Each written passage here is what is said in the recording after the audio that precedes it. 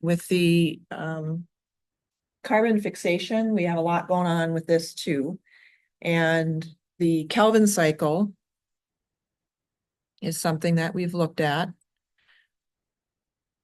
So for the exam next Wednesday, we will be thinking about the pie chart. So if I talk about the pie chart or the three main parts of the Kelvin cycle, this is what I want you to think about. Where you have carboxylation, reduction, and regeneration going on. And really the only enzyme in this whole thing I'm asking you to think about is Rubisco, because that's the very first step when you have RUBP and CO2 reacting in the active site of Rubisco. Other than that, we don't really get into the other enzymes, but the process, what's going on in each phase, where is energy getting used up in order to get the reactions to keep going. And then, there's some offshoots here when we talk about that G3P pool and the ability of some of that G3P to go off and make sucrose in the cytoplasm. Or if they have plenty of that going on, they may say, yeah, I'm going to save up for starch, and they'll push it into starch. That's the case. They just keep it all in the chloroplast. They don't shift it. The only reason they shift it out into the cytoplasm is to make sucrose and then get that sucrose distributed. So the Kelvin cycle, and then one of the things I just wanted to caution you is that in the past, I've seen some mixing up of the Kelvin cycle with the C4 and CAM. And so when we look at that, so if I talk about the three major stages of the C4, that's this slide here, where we're looking at, you have a carboxylation event to kick it off, then a decarboxylation event, and then regeneration to get it all back to the starting point. So I do want you to know those terms and just make sure that you got that separate in your head from the three phases of the C3 cycle.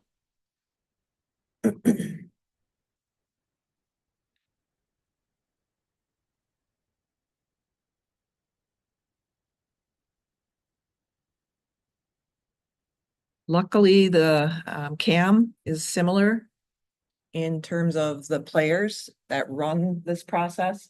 You have the same pepcase enzyme, and you have PEP and CO2 reacting in that active site. You still get OAA, which shifts to malate. So a lot of the same players. It's just a different setup of how they run it, where they have this day-night rhythm instead of having two physical different cells where they do it, like in C4 plants. So when you're studying the C4 and CAM, it's a good idea to kind of think about what's similar about those pathways, what's different about those pathways, kind of a compare and contrast. I think that can help with learning this material. And then don't forget about the PCO cycle, because that is also helping to explain, where'd it go?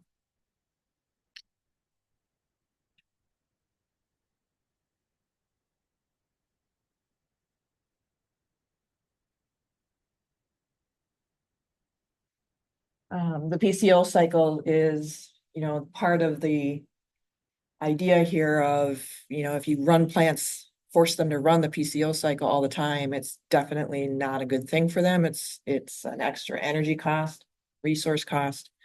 And that's why we see these adaptations, the C4 cycle and the CAM. And so knowing a little bit about the PCO cycle and why they think it's not such a good idea to run all the time, and the three different organelles, some of the key steps there.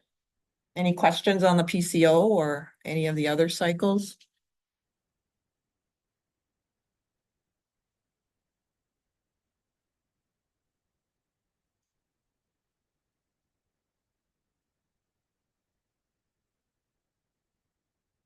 All good?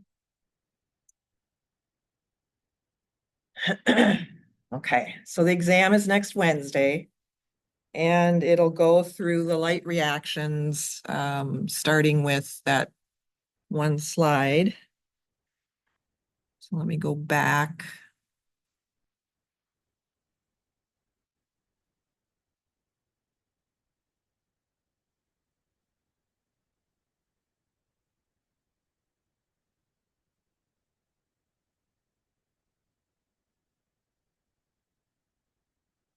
essentially slide 31, I guess, forward.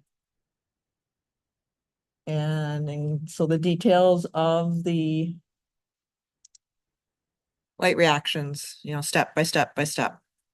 And so slide 38 gives that step by step of all the players in the game. And then linking that to ATP formation as well.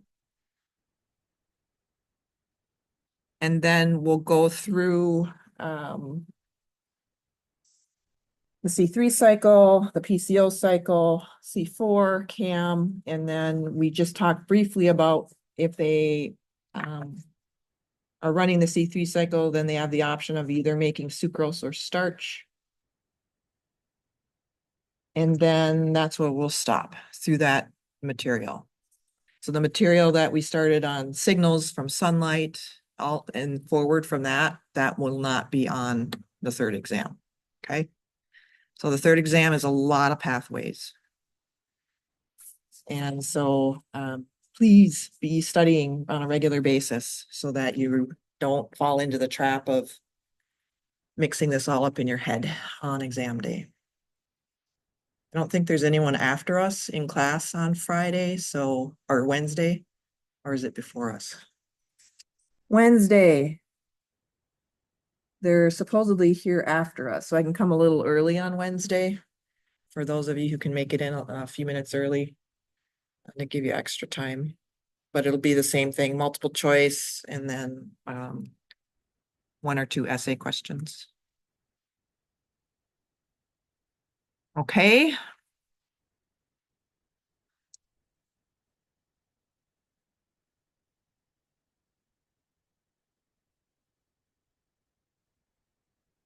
Oh boy, where'd it go?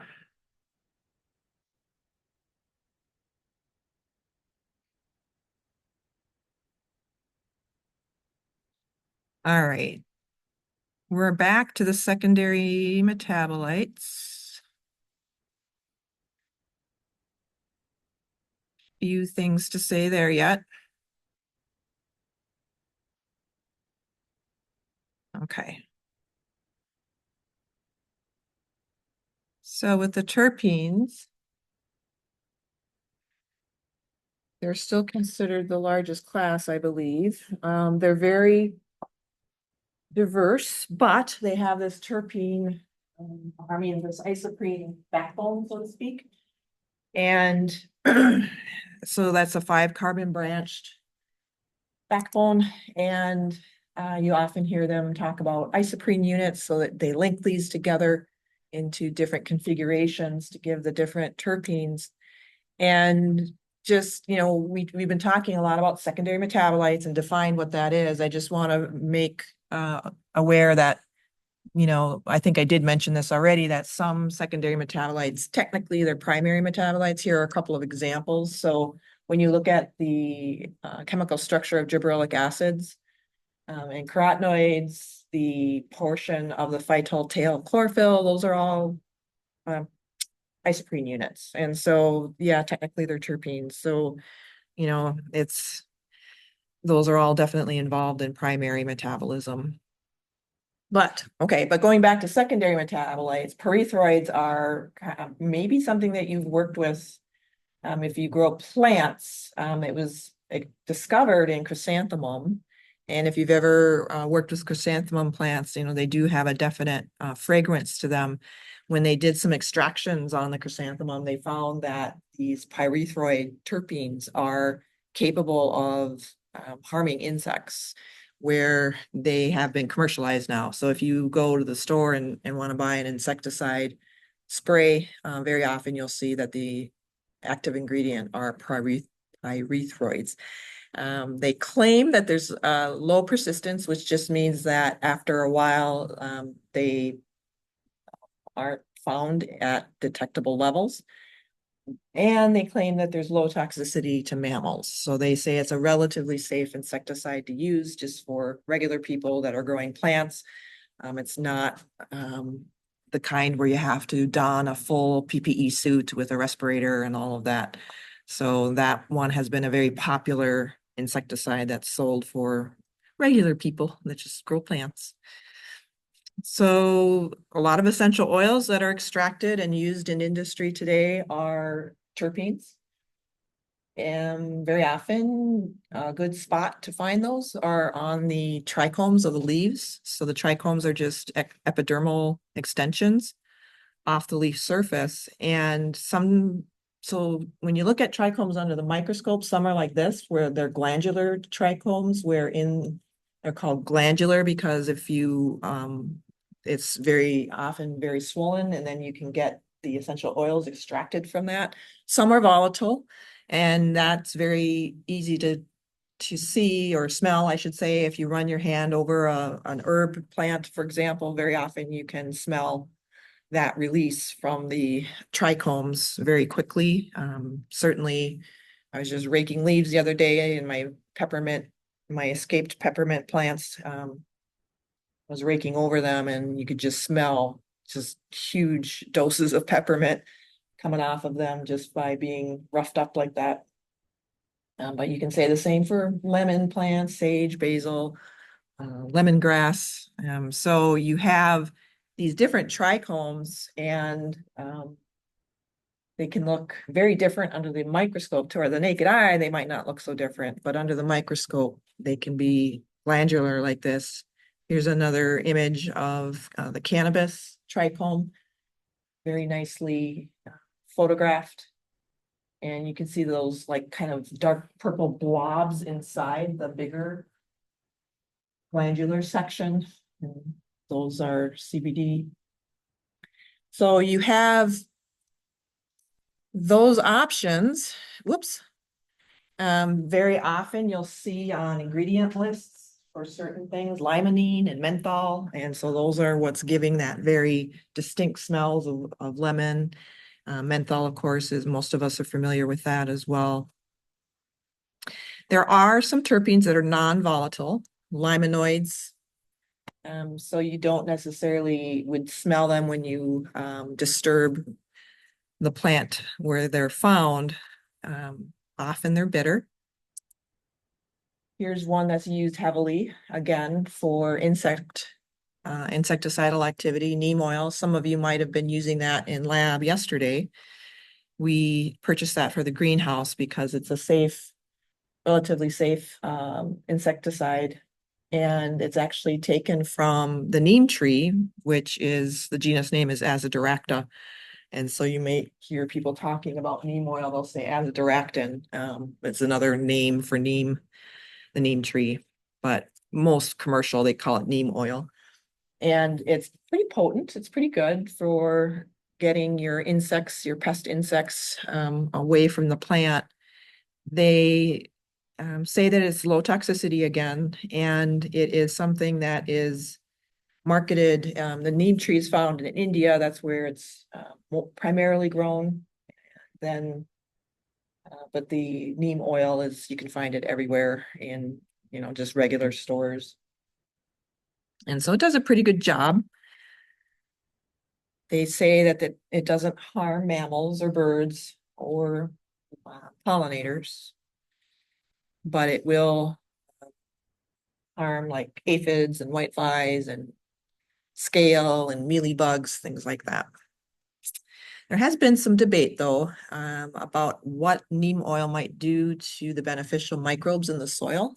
And that story is still being told. We don't know, at least the last I looked in the literature on that, they're still not exactly sure. They're still looking at that, but there has been some concern that it might alter the composition of the beneficial microbes. But that is yet to be determined. Oops, whoops, back. So the neem tree, those are the leaves of the neem tree, and kind of a wacky chemical, azadirachtin. But those of you with chemistry training, you can see the isoprene linkages there. So very successful product that is terpene based. Here's another one that's very successful. Cardinalides. These are also called glycosides. Again, very bitter if you were to ingest it. It is toxic to vertebrates, so you certainly wouldn't want to ingest a large amount of it it causes problems with the heart muscle. But here's the weird thing. So this is again the case of dose makes the poison. If you get too much of this, it can really cause bad problems, including death. If you get low doses of it, it helps you. And so low doses actually can slow and strengthen the heart muscle. And so this is actually given to people who have arrhythmias and things like that. And it's actually digitoxin, digitalis. I know digitalis, oh, it's a common name. I'm blanking on it. But anyways, it's from the foxglove plant. So it's a very beautiful plant. People have this in their landscape and around their homes. I see it here in town in the summer. So very beautiful. But that's what they're using the foxglove plant to extract this drug. And so in low doses, it's prescribed in order to help keep the heartbeat regular and to keep your heart muscles strong.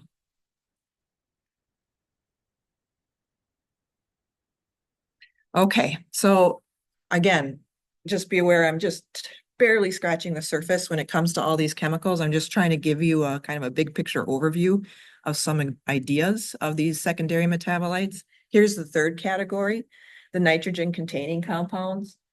So it's, as they say, there's nitrogen that you will find when you look at the chemical structure. So now we're looking at alkaloids, cyanogenic glycosides, glucosinolates. Cysteamine we'll talk about actually a little bit more. I'm not going to really mention it too much here. And then non-protein amino acids. So these are compounds that are synthesized from amino acids. When you look at their composition, if you think about alkaloids, just that group of nitrogen containing compounds, there's at least 15,000 compounds. Plants are making these primarily when they're getting attacked by mammals. So that's why they can impact us so strongly, because we're mammals, of course. And the other thing too, when they've isolated endophytic fungi within the plant tissue, they're finding that they are also producing a fair dose of different types of alkaloids. And so the fungi that hang out long-term with their host plant are capable of doing this as well.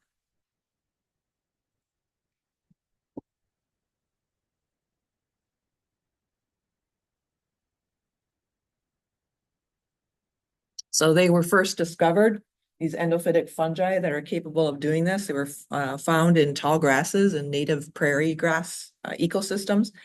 And they would see how cattle grazing in these areas would avoid certain plants over others. And when they went to go look, it was these fungi hanging out inside the plant that were making these toxic alkaloids. And it made, the cattle learned not to chew on those plants pretty quickly. So you've heard of probably most of these, if not all. And so, we certainly, humans have been using these long-term, whether from chewing the plant or through extracts or working with the coffee fruit. The coffee bean is really a fruit. And so caffeine, of course, for that. And so you can see, of course, the nitrogen containing aspect of these chemicals. Now, some herbivores have been able to, over time, adapt to some of these toxic compounds. And so here is just an example. You don't need to know the name of the chemicals per se. It's just this idea that when you have an herbivore or a mammal coming along and chewing on the plant, they can have parts of their enzymes in their digestive tract convert it into a form that's not toxic. Whoops. And so there have been some adaptations over time. Here's another idea too, where you have cyanogenic glycosides. So if you pick apart that first word, cyanogenic, genic or genus means it's to genesis, to create. And then cyano is referring to cyanide. Now, I think we all know cyanide is very dangerous and it can kill you. And so it's kind of interesting. So for the plant to protect itself too, it's um, sequestered there's the words, it's sequestered. So what they do is they have the actual chemicals and the enzymes sequestered from each other. So when those are present in the leaf tissue, let's say, it's not running this reaction to produce cyanide. It's only when the herbivore comes along and starts chewing on it, and then, they rip a leaf off, they're chewing the leaf, then all this stuff starts to kick in, where you get the enzymes released, this chemical pathway kicks in, everything mixes together, and you end up with hydrogen cyanide, which can be very deadly. This is why you may have heard like cassava, which we don't grow around here. That's a tropical and subtropical root vegetable, but it is one of the main sources of food in those areas of the world. But you can't eat it raw like you could like a white potato. It would kill you or make you really sick, one or the other. And so I don't know who figured it out. Someone had to go through the process and figure it out. But in order to eat cassava, you have to cook it first. And you have to cook it in a very particular way in order for that cyanide to be gotten rid of. And so there's things like that where it's like, who discovered that one? How many people had to get sick before they figured out, oh, just cook it and then it'll work. Um, so you got to be careful. Glucosinolates are another idea here again, where you might have experience with this if you've ever eaten cabbage or broccoli, radishes, and you have that very pungent, volatile taste and smell. Any of the mustards as well. And it's the same situation here with an intact plant, you have the enzymes and chemicals separate from each other, but when you start chewing on them, they come together. And so some organisms are more sensitive to some of this than others. Some of these chemicals, when they do mix, it's not a problem. Like the isothiocyanates are actually, they're fine for us. They're good for our health.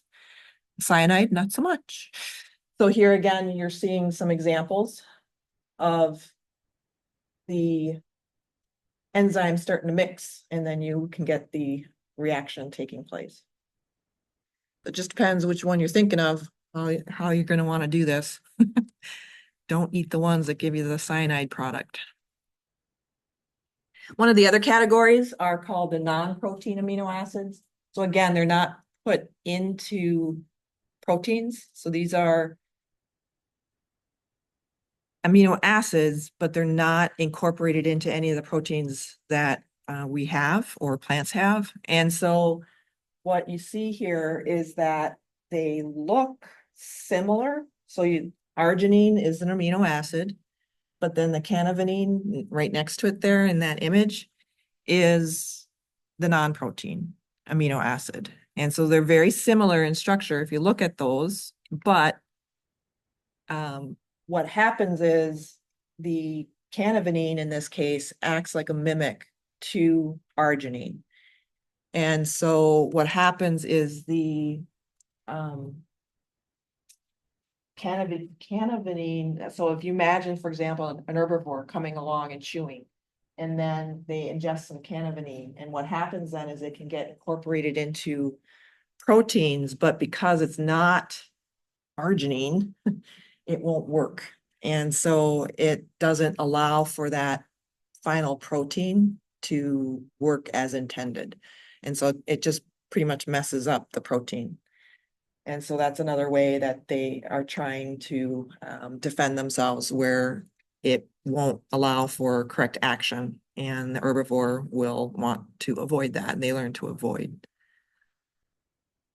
So again, this idea that if they can mess around, if the plant can mess around with whatever's chewing on them, like get them so they're sick, get their digestive system all wacky, that would be a good idea from the plant's perspective, because then that animal learns not to keep chewing on that plant and to pick something else.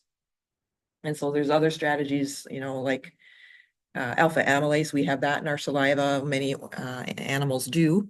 And that's what's breaking down starch when you eat anything that's, has a lot of starch in it. And so plants have lectin proteins that are capable of binding to either straight carbohydrates or um, they're called glycoproteins. Glycoprotein is a protein with a sugar attached to it. And so if an herbivore comes along and starts chewing and you get a fair dose of lectins in that, it will mess with the digestion. And it binds to the digestive tract of the herbivore and it just makes you sick.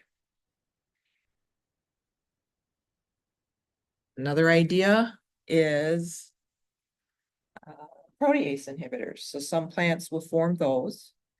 Protease inhibitors are involved again in digestion. And so they have certain chemicals that will just interfere with that. And again, if you can't digest your food, you're not going to be feeling very good. And so again, the herbivore will learn to move on and not keep chewing on that plant. So there's a lot of different strategies from the plant's perspective, which again makes sense when you think about it because they're rooted in place. They can't run away from whatever is attacking them. And so coming up with a lot of different strategies makes sense from that perspective. This is the front cover of a book written by Amy Stewart, Wicked Plants, the weed that killed Lincoln's mother and other botanical atrocities. And so this whole book is about secondary metabolites, but it's written in a more lighthearted way, lighthearted and informational and no fancy jargon. So she's written several books on plants. She's an avid, she's not trained in botany, but she's done a lot of botany research and as in part of her writing. So she's very, very good. So if you want to read something more about secondary metabolites, that would be a good one. The other idea that I want to get you thinking about is that historically, when we talk about secondary metabolites with plants, we keep talking about how the plant is producing all these secondary metabolites, and certainly they do. However, more recent research is showing that endophytes within the plant are also doing their fair share of producing secondary metabolites. And this has really opened up some interesting ideas about commercialization of some of these secondary metabolites, because if you can find an endophyte in a plant that you're interested in, and you're like, I want that secondary metabolite from this plant.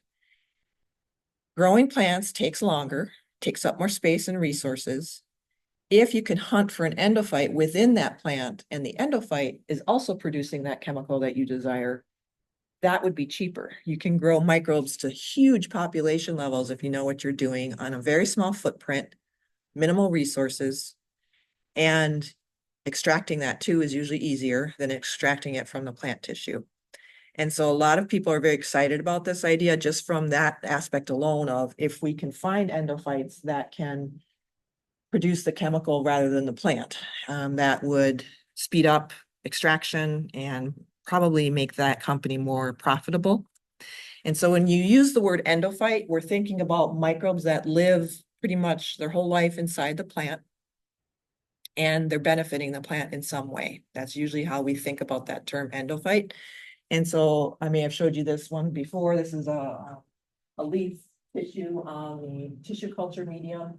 And you can see that the endophytic fungus, very similar to the fungi that came out of your tissue in Plant Fizz when you did many of you did your tissue culture, all that lovely white fungal hyphae coming out of the tissue was an endophyte. And so they can be fungi, certainly. They can be bacteria as well. There's many different kinds of endophytes. And again, generally, when we use the term endophyte, we're thinking about the idea that it's a win-win. The microbes are benefiting. They get a nice house. They're sheltered. They get a relatively stable environment. They're getting some nutrients from the plant. And then the microbes are benefiting the plant in some way, and it can be all kinds of things that they're doing. It depends on which one you're thinking about. Lots of endophytes actually help defend the plant. They can produce some pretty potent chemicals to defend the plant. They can help the plant with abiotic stress, like high heat or drought, things like that. And so endophytes, just like with us, we have a whole microbiome of microbes that are in us and on us. It's the same thing with plants. And many, many, many of them are doing very beneficial things for us. I talked about this in my other class this semester, but it's appropriate here too.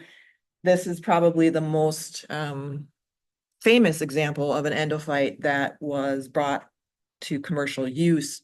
This really wacky looking drug is called paclitaxel. Its commercial name is Taxol. And if you know anyone who has breast cancer, certain types of breast cancer, it can be put in full remission with this drug. So it's a very successful drug. It has helped many, many, many women survive breast cancer. And it, again, is something that is sold commercially, $1 billion drug. But the problem was they had to isolate it initially from yew trees. And so it's in the bark of yew trees that they discovered this drug. And so they were chopping down yew trees left and right, which got a lot of botanists very worried that sooner or later all our yew trees are going to be gone. And so some botanists said, I wonder, maybe there's some endophytes in that yew tree that are also producing this really funky drug. And sure enough, they went and they did some isolations and they found an endophytic fungus. So again, that's much easier. Take the fungus, grow it up in the lab, small footprint, high numbers of fungi very quickly, good drug production. And so they went from cutting down yew trees to growing the fungus. And again, a super successful drug. And so that's probably the most famous example. And since then, there's been all kinds of endophytes discovered in different trees. There's been certain people that have been traveling the world, going to different regions of the world and isolating endophytes and discovering all kinds of interesting chemicals. So this is an example of a fungus inside the yew tree that's also producing Taxol. And there are endophytes that can do that. They'll produce the same or very similar to what the plant can do. But the really exciting thing too is that endophytes can often produce distinct chemicals that the host plant can't. And again, that would be a huge benefit for the plant if their partner can go ahead and make these drugs rather than the plant, because then the plant can divert its resources to other things. And so that would be a good partnership. And so having these microbial partners in you that are capable of producing drugs that you don't, but they're very useful for the plant, that can be a great situation. And so, of course, humans are very interested in this idea because they are looking at all these novel secondary metabolites that we just didn't know about. And so now they're starting to hunt around for what kinds of chemicals can these endophytes provide. So this is one of the earlier papers. Gary Strobel is one of the scientists who really kicked this kind of research off. He's been around the world many times looking for endophytes in his lab. He's retired now, but he worked out at Oldsman, Montana, and had a very active lab looking at endophytes from plants all around the world. And lots of people really, really excited about this idea because of trying to understand how these endophytes not only are helping the plant, but also how can we use them for human health and medicine. So these are just some examples of some different papers that have been published. Also looking at seed endophytes, we know that seeds have endophytes within them, as well as epiphytes, microbes on the seed. And so they're saying that, the fact that endophytes are coming with the seed is probably something very important, so that when that seed germinates and grows, it will have many of its partners already with it right from the get-go. And they think that's a really important process of getting that seed to successfully germinate and grow and thrive in its different habitats. They're doing a lot of work, for example, with cannabis and other medicinal plants, looking at endophytes and looking at how, could any of the endophytes either be producing some of the same chemicals that they're interested in or helping to influence how much of maybe the CBD or the different types of CBD, could the endophytes be influencing that in any way? And so this paper is looking at some of the ideas there. And I highlighted some of the hormones that we've been talking about. And then toward the end there, a mixture of 4 bacterial endophytes significantly improves CBD and THC contents.